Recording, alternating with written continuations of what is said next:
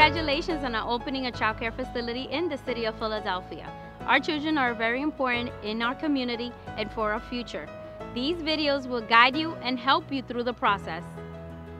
These videos will guide you through building codes, health concerns, Department of Revenue requirements, fire safety, and finally, obtaining your license.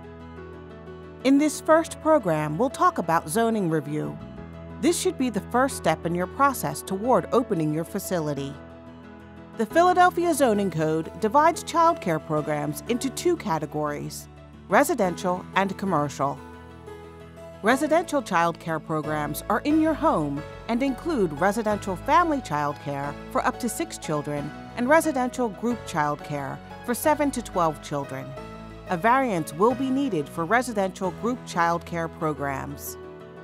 Commercial childcare programs are outside your home and include childcare centers for 13 or more children and group childcare located outside your home in a commercial space for up to 12 children. The process of opening a childcare facility starts with zoning. Zoning is required for every property in the city of Philadelphia to legalize its use. Zoning determines whether or not the childcare facility you like to operate is permitted at the location you choose.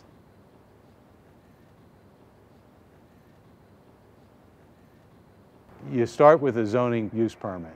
The use permit determines whether you can have a daycare center at that site.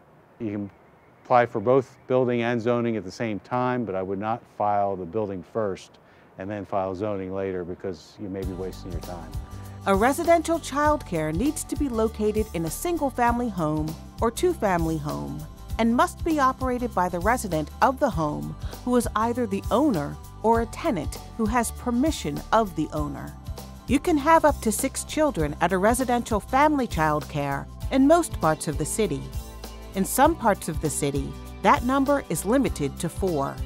In some instances, you could obtain a special exception from the Zoning Board of Adjustment that would permit you care for up to 12 children in what we call a residential group childcare. Here's where you can find more information about what's permitted at your address.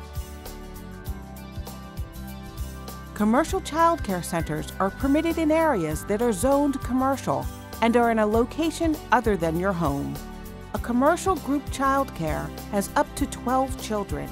A commercial childcare center has 13 or more children. Some group childcare facilities may be located in a residential neighborhood if they're located in a church, school, or other public place. Now that you know what's permitted at your location, you have to file for a zoning use permit. The application is available online. You have to submit it to the Municipal Services Building, and a zoning examiner will look at it, and generally for a simple use permit, they're issued over the counter.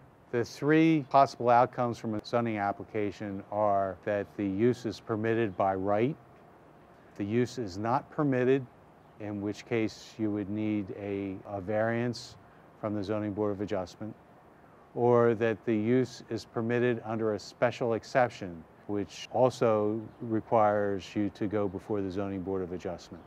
If you're not the owner of the building, you need to provide a authorization letter from the owner authorizing you, because they don't want somebody walking off the street changing the zoning classification of a building without the owner knowing it.